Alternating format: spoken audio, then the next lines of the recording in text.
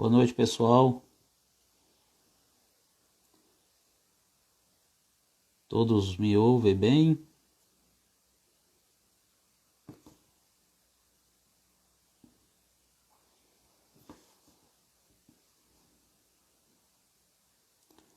Boa noite.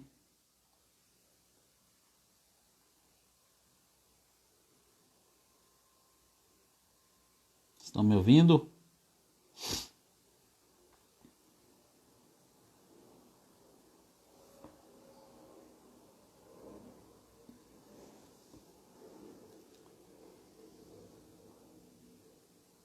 Enquanto outros amigos estão entrando, quero desejar uma boa noite a todos vocês. Estão sempre conosco aqui, nosso querido amigo Robério, Arnaldo Ferreira. Seja bem-vindo. Poli Trancoso, Cleison. Boa noite, meu amigo. Sejam todos bem-vindos. Janaína, Clebson. Enquanto isso, vai clicando no aviãozinho aí, no coraçãozinho, convidando outras pessoas para que possam participar dessa live hoje conosco. Um tema muito interessante, que é justamente os desafios da micro e pequena empresa nesse período que estamos vivenciando de pandemia. Nosso amigo Vitor já está por aí. Já lhe convido, meu amigo, para a gente iniciar o nosso bate-papo de hoje. Sejam todos bem-vindos. Vão clicando aí, convidando outros amigos para a gente iniciar a nossa live.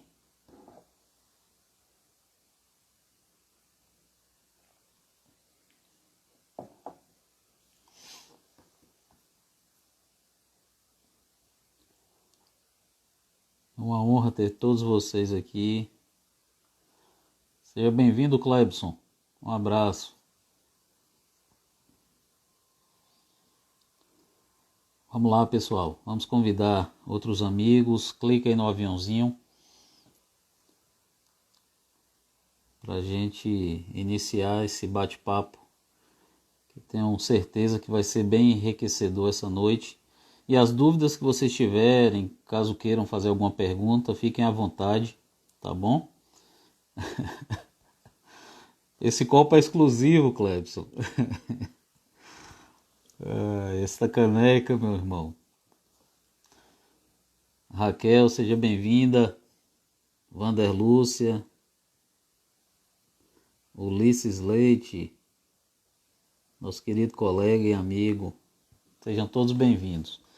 Enfim, vamos convidar o nosso querido amigo dessa noite, que é o advogado, professor Vitor Dutra.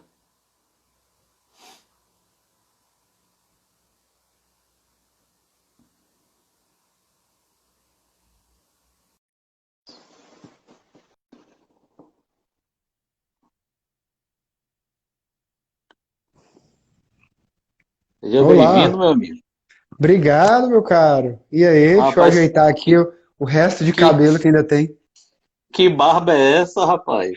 Pois é, um dia eu chego lá no seu nível. Tá Um dia eu chego barbudo. lá. E aí, você tá Tudo bom? em paz? Graças a Graças a Deus. Deus. Muito bom, muito bom. Um dia eu chego lá na sua barba, essa, Tá essa bom. barba grisalha de sabedoria. Ai, ai. Meu E irmão, aí? vamos iniciar o nosso. Seja muito bem-vindo. Vamos iniciar o Obrigado. nosso bate-papo hoje. Para quem ainda não lhe conhece, eu vou fazer a apresentação, né? Nosso amigo Vitor Dutra é advogado, professor e administrador judicial, tem mestrado e doutorado em Direito pelo FMG, embaixador do Instituto Brasileiro da Insolvência, IBAJUDE, para o Estado da Bahia, membro do IBRADEMP, Instituto Brasileiro de Direito Empresarial, e do IBDP, Instituto Brasileiro de Direito Processual. apaixonado por empreendedorismo de impacto social e por vitória da conquista. Seja bem-vindo, meu Verdade. irmão. Obrigado. Eu quero agradecer, estou muito feliz de estar aqui. Estou vendo aí muitas pessoas queridas entrando, ex-alunos, Sim. alunos, Josafá está entrando ali, grande parceiro. Estou muito feliz, obrigado pelo convite, né? Saudade dos nossos tempos de encontrar no corredor da faculdade. É, e é,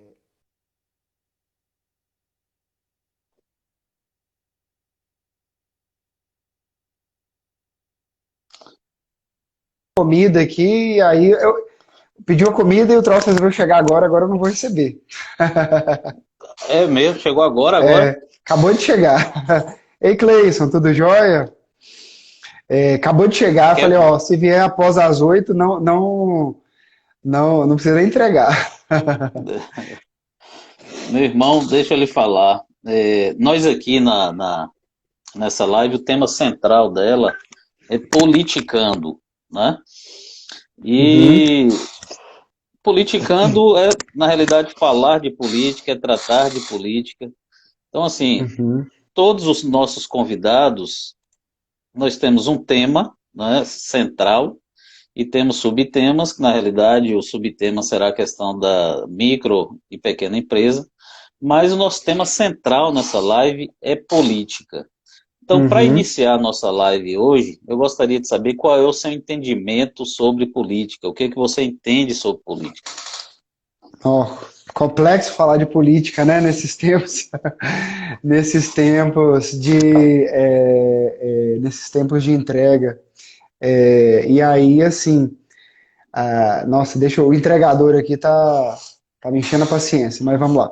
Você quer dar uma pausazinha, pegar aí, a gente retorna? Eu agradeço. Daí 2 minutos eu Então vou vai pegar lá, rapidinho, vai lá, tá? vai lá, Rapidão. vai Senão ele lá, vai ficar enchendo a vai lá. paciência aqui rapidão. Não, pode ir, pode ir.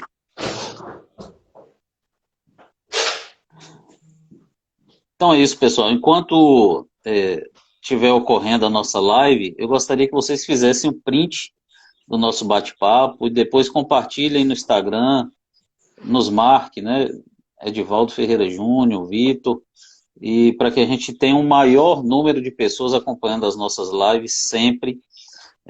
Toda segunda-feira nós temos vários assuntos aqui muito interessantes, muito importantes, assuntos do dia a dia e que influenciam muito o desenvolvimento do nosso município.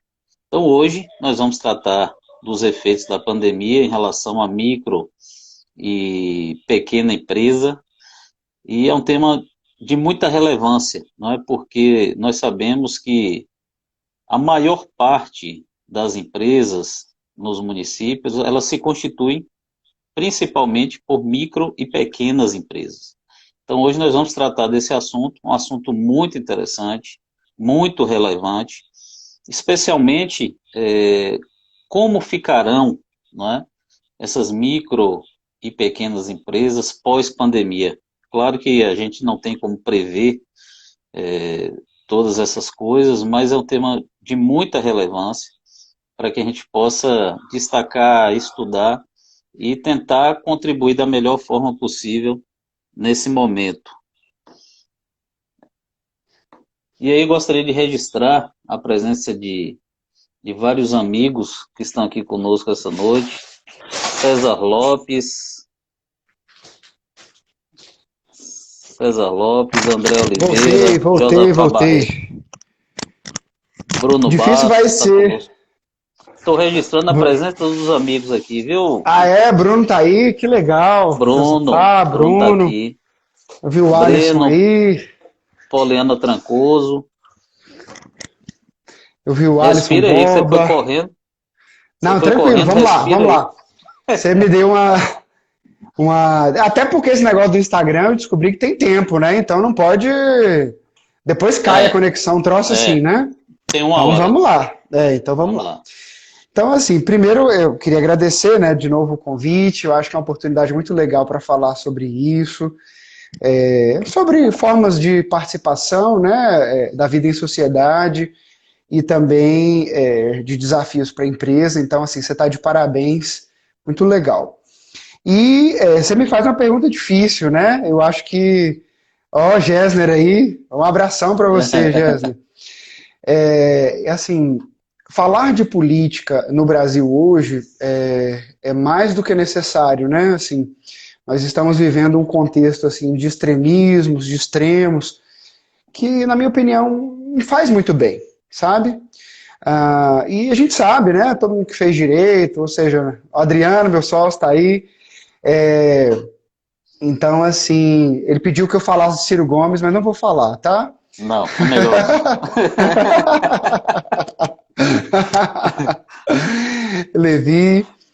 Então, assim, eu acho que participar da vida pública, da vida em sociedade, é algo extremamente necessário, né? Assim, se a gente não participa, se a gente não dá opinião, se a gente não opina na forma como as coisas são conduzidas, alguém vai decidir por nós. E eu acho que no Brasil nós precisamos realmente dar esse passo de maturidade, de participar mais de vida pública, né? A gente sabe que Sim, a política, em alguns contextos, acabou assim sendo maltratada, né? Mas, assim, política é participar da vida em sociedade, política pública é algo muito importante, né? E, assim, a gente está numa democracia, então eu acho que é importantíssimo a gente, de certa forma, estar participando, né? Estar demonstrando a nossa voz, engajando a nossa voz nas causas que a gente acredita. sim. Então, não sei se eu respondi sua pergunta, tentei escapar um pouquinho dela, mas, mas Faz enfim, é mais ou menos parte. por aí, Mas né? Mas eu acho que é isso. essa, Se você não participa, alguém vai decidir por você.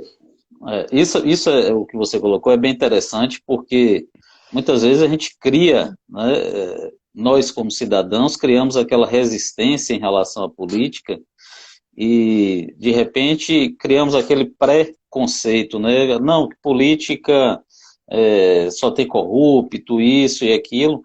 E principalmente no momento como esse, em que nós estamos indo para uma eleição extremamente atípica, né? Inclusive mudou a data para 15 de novembro. Vamos para uma eleição atípica, em que tudo indica que as redes sociais terão uma influência muito grande, mais uma vez, como na última eleição geral. E é muito importante que o cidadão participe, né? Porque Verdade. nessa participação é que ele vai ditar os rumos do município para os próximos 4 anos. Então ele tem que ter um cuidado muito grande nesse momento. Registrar a presença de Verdade. mais alguns amigos aqui, Vitor. Nosso querido amigo Matheus Souza, que Hum. não até hoje não criou um Instagram, fica utilizando o Instagram da esposa para fazer comentário aqui nas lives. É brincadeira o negócio, viu? Um abraço, Matheus. Thaís e Vilas Boas está conosco, Léo Lopes, Estelinha, um abraço, minha querida. Meu querido Fábio amigo Sena, Gessner o Iprofit Ferraz, aí. é, O só gente Iprofit boa, de Jequié, já dei aula lá, muito boa turma. O Fábio maravilha. Sena, Só gente muito boa legal. aqui. Só gente boa. Vitor, então assim, as pessoas que estão nos acompanhando hoje, o nosso tema da nossa live é justamente os desafios da micro e pequena empresa nesse Uhum. momento de pandemia. Nós vamos falar também um pouquinho de empreendedorismo, que é algo que, como nós colocamos aqui, é uma paixão que você tem, né, em É relação verdade. a esse assunto. E assim, as pessoas que estão nos acompanhando podem clicar aí no aviãozinho, no coraçãozinho, para que outras pessoas estejam conosco e façam print, né? Escolha o nosso melhor ângulo, tá Ah, é bom, Vitor? verdade. Né? Escolha o Verdade. Ó, nosso tem um maior, negócio aí de fazer um print, né? é, escolha o nosso melhor ângulo, faça um É. print e depois poste aí no Instagram e nos marque. Então, meu amigo, vamos lá, vamos lá. É, Em relação aos desafios da micro e pequena empresa, como é que você vê esse momento em que nós estamos vivendo de pandemia? Ô, meu caro, é realmente um contexto desafiador, né? Assim, a micro e pequena empresa hoje, segundo dados oficiais, ela representa 99% dos CNPJs no Brasil e 54% da geração de empregos em todo o país, né? E daí, então, você consegue perceber a importância dessa sim, live, né? A gente sim, está falando aí para quem gera emprego e para quem empreende, né? Então, é de uma importância social, de um impacto social gigantesco. E eu acho assim que eu tentei pensar e separar alguns desafios. Eu acho que, independente da pandemia, empreender no Brasil já é um desafio. sim, Então, assim, eu diria que esse é o primeiro desafio. Aquele que quer empreender, que quer ter o próprio negócio, ou que empreende por paixão ou por necessidade, que a gente sabe também que no Brasil tem muita gente que empreende por necessidade, né? Essas pessoas realmente elas precisam enfrentar uma série de obstáculos para conseguir abrir um CNPJ, obter um alvará, obter um financiamento, obter um treinamento. A gente tem inúmeras leis, leis tributárias, leis trabalhistas. Então, empreender no Brasil, infelizmente, é algo complexo, não deveria ser. Acho que a gente deveria incentivar mais o empreendedorismo, acho que a gente deveria dar mais chance das pessoas aprenderem, se esforçarem, se empenharem e até mesmo errarem, né? Tem algo no empreendedorismo que é incentivar a cultura de inovação, passa por permitir certos erros, né? Quando a pessoa quer acertar, faz tudo para acertar e erra. Infelizmente no Brasil a gente pune isso, a gente envergonha a pessoa, né? Quando na verdade, se a pessoa se arriscou mais, tentou trazer um serviço diferente, uma franquia diferente, colocar um produto novo no mercado, se ela topou esse risco, né? Eu acho que assim essa pessoa precisa ser engrandecida, né? E aqui no Brasil a gente precisa melhorar muito em relação a isso, né? Por exemplo, lá nos Estados Unidos existe um negócio, um instituto que se chama Fresh Start, ou seja, é o direito da pessoa começar de novo. Então é como se todo mundo tivesse direito de falir pelo menos uma vez, porque significa que da próxima vez você vai errar menos. sim, Aqui no Brasil, não. Se a pessoa eventualmente algum negócio deu errado e tudo mais, ela fica com o CPF, o CNPJ queimado para o resto da vida. Isso sim, é muito ruim, porque isso impede uma pessoa que já aprendeu a empreender de novo. E a gente acaba incentivando outras coisas, que a pessoa põe o CNPJ em nome de um terceiro, em nome de um laranja e tal. Isso é muito ruim. A gente tem que incentivar as pessoas a estarem na formalidade e não na informalidade. Então, em termos de visão de país, em termos de visão de desenvolvimento, nós precisamos melhorar o ambiente de negócios, o ambiente de empreendedorismo, né? Mas é óbvio que assim a pandemia trouxe uma série de outros desafios, né? Ou seja, para quem já empreendia já era difícil, né? É sim, um pai, uma mãe de família, né? Que precisava realmente ali empreender, dar o sangue, como a gente diz, né? Faca no dente, né? E correr sim, atrás para fazer as coisas darem certo, né? A gente tem uma carga tributária extremamente onerosa. Isso assim, existem vários estudos que dizem, né, que como a nossa carga tributária é muito grande, lá em São Paulo tem até o impostômetro, né, que fica sim, medindo lá a quantidade de imposto. Então, assim, geralmente até abril, maio, você trabalhou, você produziu riqueza só para pagar tributo. Então, a partir dali, imagino. você começa a trabalhar para você pagar seus funcionários, para você tirar o seu lucro e tudo mais. Ô, Léo Nunes, professor da UFOP, Federal de Ouro Preto, meu colega, um forte abraço para você. Então, assim, eu acho que nós precisamos, independentemente de pandemia, melhorar o ambiente de empreendedorismo para o pequeno, para o micro, para o MEI, para o médio, para o grande, tem espaço para todo mundo, sabe? Se nós queremos gerar emprego, gerar renda, nós precisamos incentivar qualquer tipo de empreendedorismo. E eu acho que passa também por desmistificar aquele conceito de que o empresário é o explorador, é o burguês, é aquele que quer Sim, viver às custas dos outros. Isso é uma visão do século XIX, gente. Pelo amor de Deus, vamos deixar isso de lado. Né? Assim, isso já está superado há muito tempo. Então, assim, seu chaveiro é empreendedor, o advogado é empreendedor, né? Aquele que te faz a entrega, que fez a minha entrega aqui, ó, minha comida aqui, é um empreendedor, né? Ele precisou contratar insumos, precisou contratar toda a matéria-prima, mão de obra, precisou vir entregar. Eu estava ali na porta, ele falou, não achei entregador, mas como você falou que tinha uma live para fazer, eu trouxe aqui com o meu próprio carro. Olha, Então, assim, isso é empreendedorismo, sabe? Nós é, precisamos tirar esse ranço, essa coisa assim de achar que alguém está explorando alguém, e isso já está no passado. Óbvio que tem muita coisa para melhorar, precisa, de fato. Precisamos de leis trabalhistas que protejam todo mundo, ambas as partes. Precisamos de uma carga tributária mais justa, para que o poder público possa fazer as coisas que o mercado não faz, mas que também o mercado possa fazer as coisas. Enfim, tem muita coisa para a gente conversar aí. né? Né? Mas acabou que eu não entrei no contexto de pandemia, né? Viu que o contexto de pandemia, eu acabei nem entrando. Você queria Quando fazer alguma você, intervenção? não, quando você coloca aí na questão relacionada à credibilidade, inclusive, da pequena e microempresa, é, do ponto de vista de ter uma segunda chance, eu estava olhando aqui um dado do Sebrae em relação ao Uhum. crédito, em relação ao crédito, para que você tenha uma ideia. Você deve ter esses dados, mas só para a gente contribuir um pouquinho aqui. É, em relação ao crédito, 46%, tá, dos pequenos negócios buscaram empréstimo desde o início da crise. Desses, 18% conseguiram. E Uhum. 82% ainda não conseguiram. Pois é. Quer dizer, por que essa dificuldade, principalmente num momento como esse, em que você tem que fomentar a economia, né? Essa dificuldade para o crédito desses pequenos negócios? É verdade. Eu acho que você já foi com o dedo na ferida, né? Aí você já me ajuda aí com coisas menos polêmicas.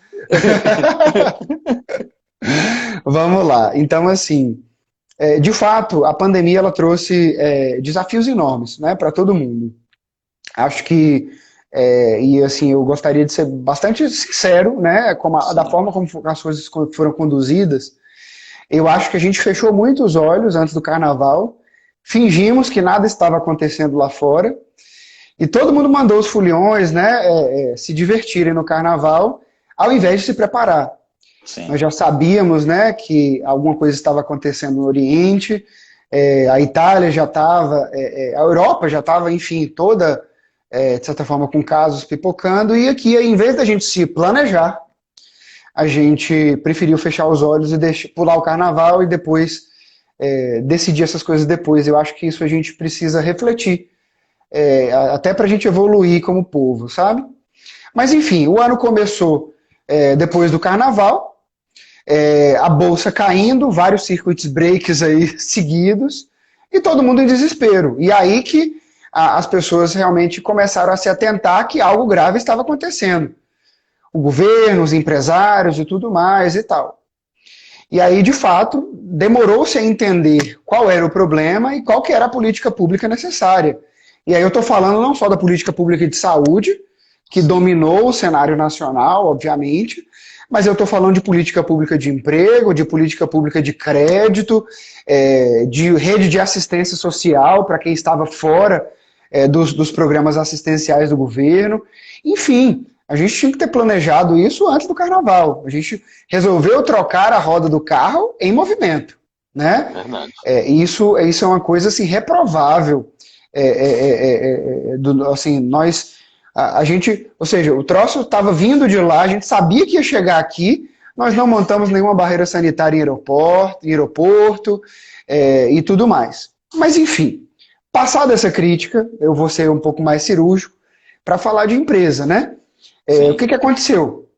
A gente percebeu que a partir da segunda quinzena de março, houve uma enxurrada aí de decisões governamentais nas diversas esferas, determinando o fechamento de comércio, distanciamento social, seja ele vertical, horizontal, em alguns lugares lockdown e tudo mais. E isso trouxe um colapso, né, um colapso para a nossa economia. E aí, óbvio, o empresário ele tinha de se precaver, e a partir do momento que houve o fechamento do comércio, o comércio cancelou uma série de pedidos na indústria, a indústria cancelou uma série de linhas de produção, cancelou uma série de rotas de entrega, e aí isso foi tendo um efeito cascata, né? O que é muito negativo. E aí o que o pessoal, né, às vezes, olha, eu preciso de uma resposta do governo. Eu demito ou eu mantenho? Eu tenho caixa para segurar a folha durante 1, 2, 3 meses, enfim, assim, nós não vínhamos de anos muito bons, né? A gente tem que lembrar aí que nós vimos de um impeachment, e depois vimos de um mandato temporário, uma eleição polêmica, né? Assim, extremismos de ambos os lados. Então, para o lado do empreendedor, nós não estamos vindo de anos de vacas gordas, né? E aí a pandemia vem e atinge todo mundo, cujas reservas já não estavam tão altas. Então, a saída para muitos foi demitir, porque a demora do governo realmente para dar algumas respostas, ou seja, era algo muito novo para todo mundo, né? Então, quando saíram as medidas provisórias regulamentando suspensão de contratos, regulamentando acesso ao crédito, regulamentando uma série de outras questões, aí realmente a gente começou a ter respostas, né? Então, assim, eu acho que... E aí que vem a importância dessa live, porque a gente não está falando de política partidária, a gente está falando de política pública, né? Sim. Se a gente tivesse procurado um pouquinho mais de fazer o dever de casa, qual que é a política pública de crédito, qual que é a política pública de manutenção de redes de assistência social, né? Então, isso é importante, né? Então, eu acho que eu acho que é por aí, né? Mas assim, então, o que a micro e pequena empresa acabou enfrentando? Olha, eu vi aqui o comércio fechar, né? Seja em qualquer lugar do Brasil, e aí as pessoas deixaram de consumir, eu não tenho receita, não tenho faturamento, né? O dinheiro não brota em árvore. Sem faturamento, sem receita, o que eu faço? Eu tenho que comprar insumo no meu fornecedor. Eu tenho que pagar o banco, o empréstimo que eu tenho. Eu tenho que pagar o salário do funcionário, eu tenho que pagar o aluguel, tenho que pagar água, luz, energia, as concessionárias aí. Então, foi uma situação desesperadora para muita gente. E aí o dado que você trouxe é muito importante. Porque a Febraban anunciou, e aí eu vejo isso mais como uma medida de marketing, né? De que seriam suspensas os vencimentos dos contratos e tudo mais, mas quando você vai olhar esse dado, você percebe que é muito próximo disso que você mencionou. Muita gente pedindo, 80% não sendo analisado, dos 20% que foi analisado, sei lá, 10% foram concedidos, né? E os bancos que estão fora da Febraban não propuseram nenhum tipo de política pública de crédito. Ou seja, como é que eu tenho um compromisso do ano passado e aí, de repente, eu tenho meu faturamento foi a zero. Eu vou tirar dinheiro de onde para pagar? Né? Então, toda a relação jurídica ela é feita com base nesse equilíbrio, né? São relações, né? Então, assim, isso é uma coisa muito delicada. Então, esse é o primeiro ponto. Assim, e aí eu quero fazer esse gancho, porque eu acho que um dos grandes desafios da micro e pequena empresa é exatamente isso. Acesso ao crédito. Ou seja, nós temos no mercado bancário hoje no Brasil bastante concentrado, né? Ou seja, são poucos players, poucos agentes. É óbvio que as startups de crédito, as fintechs estão vindo para democratizar isso, mas é um mercado muito engessado ainda. E aí o que acontece? Acontece que quando o governo liberou recursos para que os bancos levassem esse crédito até a ponta, os bancos disseram, olha, eu não vou correr esse risco sozinho. Se o Tesouro Nacional não estiver disposto, grande Marcelo Mazzola, do Rio de Janeiro, autoridade em propriedade intelectual no Brasil, que honra tê-lo aqui. altamente citado pelo STJ, meu amigo. Olha, rapaz. Então, assim, ajudou o Fred Dier a recuperar o seu perfil no Instagram. Foi Parabéns, meu mesmo. cara. Então, assim, eu vejo que nós tivemos aí algumas falhas na política pública de crédito e nós tivemos uma postura dos bancos muito condenável também. Porque esse era o momento de todo mundo se solidarizar. Né? Os bancos vêm, se tem um setor que está capitalizado, um setor que tem liquidez e que vem de anos de sucessivos lucros, é o setor bancário. Então, nesse momento, era o momento realmente de dizer, olha, eu posso correr o risco de crédito até determinado percentual. Então, eu vou, ou seja, estender o braço, né? Sim. Óbvio que vários bancos fizeram doações vultosas e tudo mais, mas, enfim. Então, a dificuldade da micro e pequena empresa, eu vejo um grande desafio que é a dificuldade de acessar o crédito. Você vê a Caixa Econômica, por exemplo, esgotou os recursos do PRONAMP, que é o Programa Nacional de Apoio à Micro e Pequena Empresa, em questão de dias. Eu digo isso porque, assim, vários clientes tentaram e simplesmente não conseguiram. Né? A gente está vendo aí outras linhas sendo abertas, o próprio bancos regionais, como o Banco do Nordeste do Brasil, agora também está operacionalizando linhas do PRONAMP, mas nós temos dificuldade. Por quê? Porque funcionários que estão em grupos de risco estão afastados dos seus trabalhos habituais. Então, assim, existem dificuldades, ou seja, quando uma decisão sai lá de Brasília, até isso chegar na ponta, até essa pessoa sentir o efeito prático, tem toda uma cadeia que precisa funcionar, sabe? Então, assim, eu acho que isso é uma coisa que a gente precisa se atentar um pouco mais. Sim. Então, o acesso ao crédito é, de fato, um desafio para a micro, a pequena e a média empresa no Brasil, né? Então, assim, isso é um desafio, né? Sim, pode falar. Temos alguns comentários aqui, Vitor. Thaís está dizendo o seguinte: eu acho que falta também ao governo importa medidas de segurança aos bancos para poder facilitar. Foi colocado aqui também, será injetado mais 12 bilhões do Pronamp. Sim. E aí nossa amiga Poliana também, Trancoso, ela já faz uma pergunta aqui que eu acho que a gente pode deixar um pouquinho mais para frente, mas está dizendo: o que você acha que acontece com o cenário econômico do país pós-pandemia? Então, essa pergunta é de $1 milhão, né? Não é? Quem souber, mas eu vou tentar responder para você, Poli. Bem, então vamos lá, em relação ao primeiro comentário, né? Faltou o governo dar mais garantias para os bancos. Bem, isso. Eu vou discordar um pouquinho, Thaís, porque assim, o Tesouro Nacional, na primeira medida... Ei, Maria, tudo bem? A primeira medida do governo nacional foi o Tesouro Nacional se responsabilizando por 85% de eventuais inadimplências. E os bancos, a Paula está ali comentando, e os bancos, em tese, se responsabilizariam pela diferença. E a gente percebeu uma certa resistência dos bancos, né? Porque o risco de inadimplência era alto. Ninguém sabia como seria a recuperação, ou como vai ser, né? Seria uma recuperação em V, ou seja, bateu lá no fundo, subiu igual?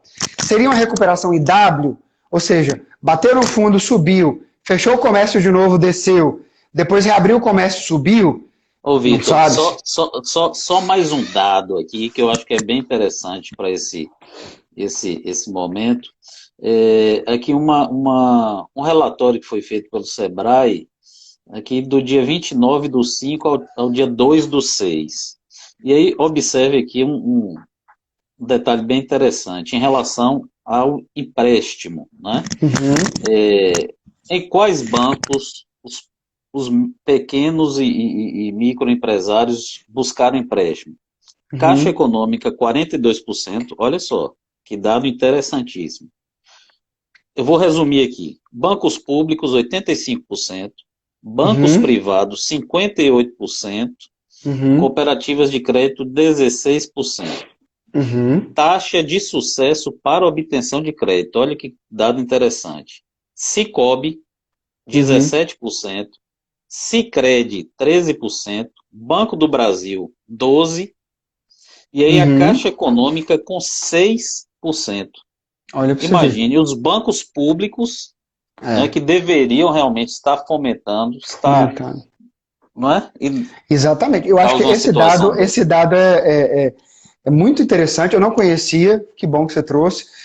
De fato, assim, ele mostra um pouquinho da importância do sistema financeiro nacional, Sim, de que nós não realmente precisamos democratizar o acesso a crédito. Tem aí a importância das cooperativas de crédito, imagine. que Sim, quando bem geridas, quando são sérias, tem um papel importantíssimo para o empreendedorismo de impacto social. E aí Cicobi e Sicredi são dois grandes players nacionais. Né? E você vê aí, por exemplo, que um banco público, que é a Caixa, e mostrou sua importância social, né? Eu acho que a sim, Caixa mostrou sua importância social, ou seja, se tem duas instituições que saem extremamente fortalecidas nessa pandemia, é o Sistema Único de Saúde e a Caixa Econômica Federal, porque a Caixa já tinha essa pegada social, então já tinha experiência com a operacionalização do Bolsa Família, com pagamento de aposentadorias e tudo mais. Então, o pagamento do auxílio emergencial e a operacionalização do Pronamp, de certa forma, assim, se somou a uma experiência que já existia. Foi sensacional. sim, E a rede pública de saúde, ela, de certa forma, ela já estava montada e ela precisou ser acionada ou melhorada. Então, saímos realmente dessa pandemia com dois patrimônios assim que estão aí realmente demonstrando a sua importância, né? Mas, de fato, nós precisamos, é aquilo que eu disse, entre uma decisão de um gestor em Brasília e algo ser operacionalizado para que a pessoa sinta o efeito, tem um abismo muito grande. E nós precisamos romper com esse abismo, por quê? Não basta alguém em Brasília dizer, vai ter crédito. Esse crédito precisa chegar na ponta. É a mesma coisa que alguém dizer assim, ó, vai ter sangue para o banco de sangue. E não chegar sangue. O fato de alguém dizer isso não vai mudar a vida das pessoas. Não vai mudar a realidade das pessoas. Então nós precisamos sair desse mundo de papel, desse mundo de leis que prometem muitas coisas, e precisamos descer para o mundo real, onde as coisas efetivamente acontecem, né? Então, assim, e aí o Sebrae tem um papel importantíssimo, o Sebrae também demonstrou a sua importância, sim, ou seja, eu experimentei isso na própria pele, digamos assim, por quê? Porque várias empresas não estavam presentes no mundo digital e a partir do momento em que os comércios foram fechados, isso forçou todo mundo a fazer a sua transformação digital, verdade. né? E o Sebrae chegou junto. Eu não vi Josi aqui na live, mas quero parabenizar a Josi Viana pela importância, né, que o Sebrae tem, parabenizar todo o Sistema S, que também sai fortalecido dessa pandemia. Por quê? Por exemplo, o Sebrae proporcionou sites e redes sociais de graça assim, subsidiado com o dinheiro do Sim, contribuinte, né, para sim, que empresas, micro e pequenas empresas, pudessem migrar para o mundo digital, ter o seu marketplace, ter o seu canal de venda digital. Então, assim, isso nos ajuda a recuperar, isso nos ajuda a preservar emprego, isso nos ajuda a preservar renda. Então, assim, o Sistema S também sai fortalecido dessa pandemia, sabe? Então, assim, o sim, Sebrae também tem um fundo de aval, que é exatamente para ser avalista de micro e pequenas empresas em operações bancárias. Então, assim, isso poucos países do mundo têm isso. Isso é um privilégio para nós. Então, assim, que é o FAMP, né, que é o Fundo de Aval da Micro e Pequena Empresa, Então, assim, nós temos ferramentas no Brasil, nós temos condições de recuperar os empregos que foram perdidos e as empresas que foram falidas, os CNPJs que foram baixados. Mas para isso precisa arregaçar a manga. Não basta só dizer, não basta só fazer uma lei, né? Então, assim, tem que descer para o mundo real, onde as pessoas empreendem, onde o calo aperta um pouco mais. Ô, Vitor, outro dado bem interessante aqui, esse já é agora bem recente, do mês de julho, dizendo os segmentos econômicos que foram mais afetados, do Sebrae também, mais afetados com esse momento de pandemia. Então, nós temos aqui os mais afetados como academias, a economia criativa e o turismo. E os menos afetados, agronegócio, pet shops e serviços empresariais. Depende do serviço, né? Sim, Esse é um termo bem amplo. De fato, assim, alguns setores foram altamente impactados e outros foram altamente beneficiados, né? Verdade. Faz parte do jogo. Então, por exemplo, o setor de turismo, coitado, já vinha do ano passado da crise da Avianca, que culminou na falência da Avianca, e em especial o setor de turismo no Nordeste já vinha com o problema do óleo. Então não era um setor que estava capitalizado para enfrentar essa crise. Então é um setor que merece, por exemplo, um olhar diferenciado. Com certeza. A Poli pediu que a gente abordasse algumas questões envolvendo a educação. Sim. E, de fato, o setor de educação, existem vários mundos dentro do mundo da educação, né? Então, aí você tem, por exemplo, cursos superiores, por exemplo. Você tem cursos que dependem de uma formação prática mais intensa, que foram altamente impactados. Verdade. E você tem cursos que não dependem de tanta questão prática, em que é possível você estabelecer um ensino remoto. Mas mesmo assim, todo mundo está passando aperto. Aí você tem, por exemplo, educação infantil, né? Quando você vai dar de uma criança de 7 anos até os adolescentes, você tem diversos graus de adaptabilidade a tecnologias. Sim. Então, assim, todo mundo vem enfrentando muita dificuldade, né? E aí você tem um setor que, para mim, é um setor que está altamente impactado, e dentro da educação é o que está mais impactado, que é o setor de creches, de educação infantil, de berçário. Por quê? Porque você não faz berçário EAD, você não faz creche online, gente. Então, assim, isso é impossível se esse setor não tiver uma atenção diferenciada de governo, de juízes, de Ministério Público e tudo mais. Então, assim, nós não teremos creche muito em breve. Então, assim, esse é um momento em que nós precisamos ter um olhar muito mais de empatia e de solidariedade. Verdade. Eu vejo, por exemplo, o Ministério Público do Trabalho disparando uma série de recomendações e notificações. Qual o procedimento para o Covid, não sei o que, tererê, Gente, a pessoa está tentando sobreviver, sabe? O Ministério Público de Salvador entrou obrigando as escolas a baixarem mentalidades. Acho que, de fato, precisa haver diálogo para que o impacto da pandemia seja compartilhado. Mas essa não é uma decisão para ser tomada por um membro do Ministério Público, nem por um juiz. Salvo engano, tem até uma lei estadual, né? A judicialização da política pública, ela tem que ser feita com muito cuidado. Verdade. Entendeu? Então, assim, então eu acho que a gente tem que ter muito cuidado mesmo, e muitos setores. Agora, por exemplo, você pega o setor de farmácias, o setor de supermercadista, são setores que, de certa forma, não foram tão atingidos assim, conseguiram contornar um pouco melhor a situação, né? Então, assim, existem casos e casos. Ninguém tem a solução mágica, ninguém é dono da verdade, não dá para ter uma solução harmônica, homogênea para todo mundo. Porque quando você desce para o mundo real, você percebe que cada um sofre de um jeito, ou cada um está passando por uma situação diferente. Verdade. Então isso é Meu amigo, importante. nós temos aqui é, alguns comentários de Poliana aqui. As escolas particulares surgiram para prestar um serviço que o Estado não conseguiu realizar há décadas.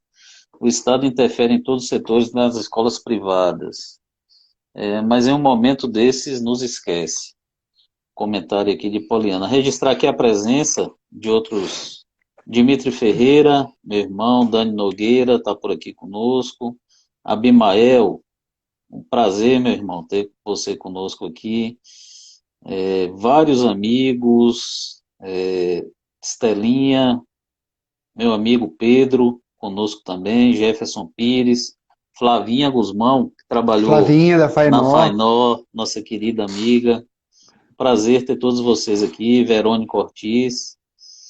É um prazer tê-los aqui essa noite. Meu amigo, nós vamos passar para outra etapa na nossa live, e hoje é uma etapa assim, muito especial, porque nós temos um quadro aqui, que você até brincou comigo, né? Se o iFood entregaria chimango, mas é um quadro que eu tenho assim, um carinho muito especial por esse quadro, porque eu tive a oportunidade de, enquanto vereador, no ano passado, apresentar um projeto de lei na Câmara, e um projeto de lei que foi criado é, justamente de uma conversa, de um compartilhar entre o Sebrae, com o Bruno do Sebrae, deve ter sido seu aluno também na Um abraço, Fainó, foi meu aluno. Um abraço, Bruno. foi. Nosso querido amigo Itamar, do Proconquistas. Então, nós nos reunimos e criamos um projeto de lei, criando a Semana do Biscoito em Vitória da Conquista, porque a gente sabe da importância que o biscoito tem para a nossa cidade. Então, essa semana, a primeira semana de agosto, seria justamente a semana que nós estaríamos comemorando, fazendo uma série de ações relacionadas à Semana do Biscoito. Infelizmente, esse momento da pandemia impossibilitou, né, que a gente pudesse realmente realizar várias ações nesse momento, mas nós, dentro da nossa live, nós criamos aqui um quadro que se chama Café com Chimango. Então, Hum. antes de começar o quadro, gostaria que você falasse um pouquinho para nós da importância do biscoito, desse segmento para a nossa cidade. Primeiro eu quero saber se vai chegar ou não o biscoito, né? Aqui. Que A só gente tem que chegou. providenciar, né? Aqui só chegou, iFood mandou outra coisa aqui. Mas assim, primeiro eu queria explicar aí, colocar a tecla SAP para explicar o que é chimango, né? Já que o Marzola tá lá do Rio, Ah, o tá. Léo Nunes está lá de Ouro Preto. Então, assim, chimango, né? Chimango, um biscoito muito bom, macio, né? Muitas vezes macio, feito com polvilho. Então, assim, é muito bom. Aliás, eu não sei receita nenhuma de chimango, não sei porque que eu tô aqui falando o que vai no chimango. Faço a mínima ideia. Mas, enfim, é um biscoito. É, primeiro, parabenizar aí todos pela iniciativa. É um projeto do Sebrae, realmente com Proconquistas, que deu muito certo, de profissionalização da cadeia do biscoito. E eu acho que ele tem, e de indicação geográfica, né? Então, da mesma forma Sim, como o espumante de champanhe só é produzido na região de Champagne, na França, verdade. o projeto de indicação geográfica do Sebrae e do Proconquistas, eu acho que está de parabéns. Na verdade, eu acho que isso diz muito, sabe? Diz muito sobre empreendedorismo, sobre uma pegada regional, a gente valorizar nossas raízes. Assim, o que eu acho? Aqui na Bahia, né, nós temos essa tradição da cultura, né, da mandioca, da Sim, extração dos derivados da mandioca, e isso acabou gerando, né, a cultura do beiju, do biscoito, e aí nós temos vários biscoitos finos aqui, vários chalés, vários empórios, várias lojas de biscoitos finos. Sempre quando eu vou a Belo Horizonte eu levo biscoito, tem encomenda de sim. biscoito para levar. Na minha banca, tanto de mestrado quanto de doutorado, levei biscoito, porque acho que é algo que está relacionado à identidade regional, Sim. né? Da mesma forma como queijo canastra, lá em Minas, o queijo do Cerro, enfim, essas coisas têm um valor histórico, um valor sentimental e cultural, né? Então, essa cadeia é uma cadeia de empreendedores, né? Perceba, a gente não está Sim. falando de burguesia, a gente está Sim. falando de pessoas que aprenderam a lidar com determinado produto, né? Enfim, e que precisavam realmente de uma capacitação, era uma cadeia, né, produtiva, era um arranjo produtivo, como a gente chama, que precisava de profissionalização, tanto da extração, plantio, extração, processamento, venda, agregação de valor e tudo mais. Então, isso é algo que diz muito sobre empreendedorismo, sobre força de vontade, sobre querer melhorar, né, sobre não se dobrar aos desafios, aos obstáculos que às vezes a natureza põe, né, diante de nós e querer O fazer impacto, melhor, o impacto né? social, como você O, colocou, né? né? São famílias que dependem Sim, disso. Às vezes sim. realmente é todo mundo, é toda uma cultura ali girando em torno disso. Então, assim, isso é muito belo, isso é muito legal, sabe? Eu acho Verdade mesmo. tá de parabéns. Uma pena que esse ano acabou não se realizando, né? Era para ter Sim, se realizado no mesmo mês do Festival de Inverno, isso. que também preciso esclarecer, Tecla SAP, Vitória da Conquista, faz frio no inverno, agora a gente está aqui com quase menos de 17 graus, É. então, assim, você está aí muito bem vestido. Então, assim, o café com biscoito tem seu lugar. E o Sempre, interessante, e o né? interessante é que a gente. é, é, é, eu fiz uma live com o nosso querido Luiz Ibiapaba na semana passada, Vitor, e Uhum. ele colocou, ele fez um comentário interessante, que nós precisamos aprender a vender o nosso frio. Nós É, ainda não aprendemos. Né? Quer não, dizer, o frio de conquista realmente é um produto que precisa ser vendido, né? É algo muito importante isso. é verdade. Região Mas, meu serrana da amigo, Bahia como vamos, um todo, né? Toda a região não serrana é? aqui, até a Chapada, Com vale a pena certeza. conhecer. Olha só. Então vamos lá para o nosso quadro Café com Chimango, que é o bate-bola, né? Vamos lá. Então, eu gostaria que você me indicasse aí um livro, uma série e um filme. Pois quando você me. Eu, assim, então é bate-bola, né? Tipo Marília Gabriela, aquele Bate-bola. negócio assim. Ah, entendi. É, é. Então, primeiro, se eu fosse fazer um jabá, eu ia falar o meu livro, Precedentes Vinculantes. Ó, Mas como não joia. pode, eu fiz uma diferença. Então, em termos de livros técnicos, que eu fiz essa separação. Hoje eu Sim, estou lendo esse livro do Cláudio Galeazzi, Sem Cortes. É o cara que está fazendo a reestruturação da Azul. Muito bom ele, maravilha. já acompanho ele há alguns anos. Mas, mas assim, se eu fosse indicar um livro não técnico que me ajudou muito no ano passado, foi esse aqui, Mindset. Né? Eu acho que mudar a nossa mente, a configuração da nossa mente, é muito importante. Né? Então esse livro me ajudou muito. Mas também me ajudou aqui Poder do Hábito, Utopia para Realistas. Isso aqui eu acho que é leitura para quem quer empreender, tem que ser utópico e ao mesmo tempo tem que ser realista, sabe? Maravilha. Seriado, eu vou falar assim, eu adoro o Guerra dos Tronos, então para mim é o seriado assim que de longe me toca, mas eu acho que fazer seriado com pirotecnia é fácil, né?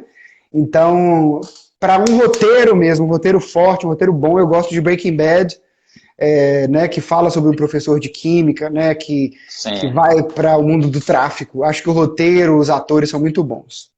O que mais? Ah, tá, um filme. um Um filme. filme. É um filme que me impactou muito. Eu adoro filme, adoro, e assisto tudo quanto é tipo de filme. Assisto mais de 100 filmes por ano.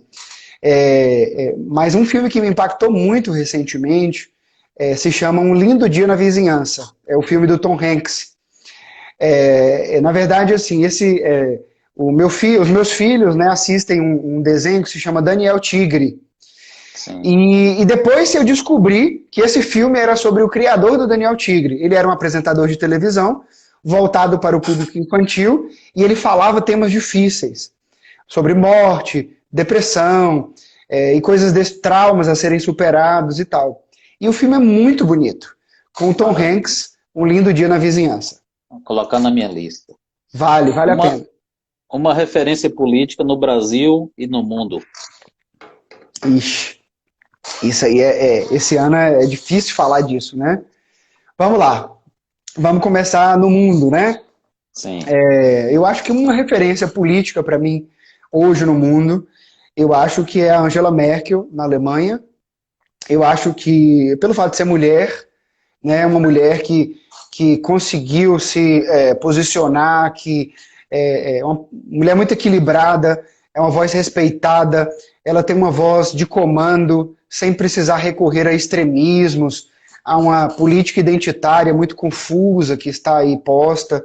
Eu acho que ela gere os recursos do contribuinte alemão com muita austeridade. Então, quando algum país da Europa que enveredou pela gastança pede algum tipo de auxílio financeiro, ela sempre pondera muito isso, sabe? Como auxiliar, mas ao mesmo tempo como responder para o contribuinte alemão que ele precisou se sacrificar e o dinheiro dele agora precisa socorrer outros países da União Europeia. Então eu gosto muito da forma como a Angela Merkel conduz as coisas, sabe? No Brasil, eu vou ser muito sincero com você é meu amigo, eu acho que nós estamos carentes de algumas referências nacionais. Então, eu realmente tenho essa dificuldade de identificar. Mas eu diria que, por exemplo, o Tancredo Neves, você não falou que tinha que ser alguém vivo. Então, Não, o, o Tancredo Neves, eu acho que, assim, eu admiro muito a trajetória dele, acho que ele teve um tom conciliador e nos ajudou a sair da ditadura e costurar acordos para que a gente adentrasse realmente no mundo democrático, sabe? Então eu gosto muito do Tancredo. maravilha. Me agrada muito também a forma como o Fernando Henrique Cardoso conduziu a transição dele, né, para o governo Lula, e da forma como ele conseguiu ser uma voz ativa, sem ingerir muito na política de cada presidente que o sucedeu, sabe? Sim. E como nomes, assim, digamos assim, em ascensão, eu vejo a Tabata Amaral como um nome em ascensão, mas que ainda está em formação.